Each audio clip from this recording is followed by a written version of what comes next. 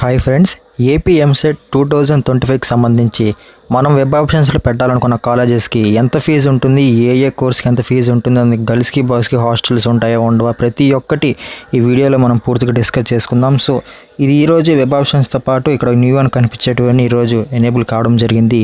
So వాటి గురించి ఈరోజు పూర్తిగా వీడియోలో డిస్కస్ చేసుకుందాం.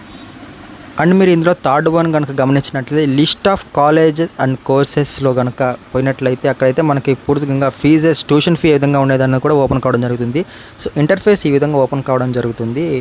సో ఈ విధంగా ఓపెన్ అయిన తర్వాత మనకు కావాల్సిన కాలేజెస్కి ఈ విధంగా districts name, region, college type and ఇక్కడ చూసినట్లయితే ట్యూషన్ ఫీ కూడా ఉంటుంది 43,000 అండ్ ఇక్కడ ఫీజెస్తో సహా ప్రతి ఒక్క కన్వీనర్ కోటాతో సహా ఉంటుంది. కన్వీనర్ కోటా అంటే మనం ఇన్స్టిట్యూట్ ప్రొఫైల్లో కూడా చూసుకోవచ్చు, బట్ ఫీ స్ట్రక్చర్ ఏ విధంగా ఉంటుంది అనేది అయితే ఇక్కడ చూసుకోవచ్చు అనమాట. సో ఇక్కడ కూడా యాజ్ యూజువల్ సేమ్గా ఇక్కడ టైప్ కనుక మనం కాలేజ్ యొక్క ఎంసెట్ కోడ్ కనుక టైప్ చేస్తే ఆ కాలేజ్ ఓపెన్ అవుతుంది. దానికి సంబంధించి స్పెసిఫిక్గా అక్కడ ట్యూషన్ ఫీ ఎంత ఉన్నది అనేది కూడా మనం పర్టికులర్గా ఇక్కడ తెలుసుకోవచ్చు అనమాట. ఈ విధంగా పక్కకు కనుక స్క్రోల్ చేసినట్లయితే ఇక్కడ ట్యూషన్ ఫీ కూడా ప్రతి ఒక్క దానికి మనకి రావడం జరుగుతుంది. సో స్పెసిఫిక్గా కావాలంటే టైప్లో కూడా టైప్ చేసి మీ కాలేజ్కి మీరు వెబ్ ఆప్షన్స్లో పెట్టాలనుకునే కాలేజెస్కి సంబంధించి ఫీ ఏ విధంగా ఉంటుందని కూడా తెలుసుకోవచ్చు అనమాట. అయితే ఇక్కడ ఇన్ఫర్మేషన్ బులెటిన్ డౌన్లోడ్స్లో చూసుకున్నట్లయితే ఫస్ట్లో ఇన్స్టిట్యూట్ ప్రొఫైల్ అని ఉంది కాబట్టి దాన్ని కనుక క్లిక్ చేసినట్లయితే మనం పూర్తిగా ఇన్ఫర్మేషన్ అది గెయిన్ చేయొచ్చు అనమాట.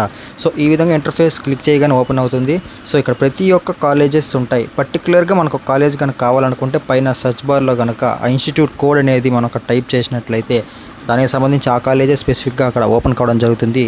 సో ఫర్ సపోజ్ ఇక్కడ స్టార్టింగ్లో ఉన్న కాలేజ్ని మనం ఫర్ ఎగ్జాంపుల్గా తీసుకున్న ఏబీఆర్కే అనే ఆ కాలేజ్ కోడ్ మీద కనుక మనం క్లిక్ చేసినట్లయితే సో ఈ విధంగా ఓపెన్ కావడం అనేది జరుగుతుంది. కాలేజ్ కోడ్ అండ్ కాలేజ్ ప్రతి ఒక్కటి దానికి సంబంధించిన ఇన్ఫర్మేషన్ అనేది, హాస్టల్ అవైలబిలిటీ, ఎస్టాబ్లిష్ ఇయర్ ప్రతి ఒక్కటి ఓపెన్ కావడం జరుగుతుంది. సో దానికి సంబంధించి కిందకి చూసుకున్నట్లయితే బ్రాంచ్ మరియు ఆ బ్రాంచ్కి సంబంధించి కన్వీనర్ కోటాలో ఎన్నెన్ని సీట్స్ అనేది గవర్నమెంట్ కేటాయించింది అనే దాని గురించి కూడా ప్రతి ఒక్కటి ఉంటుంది. కోర్స్ వారీగా ప్రతి ఒక్కటి ఉంటుంది.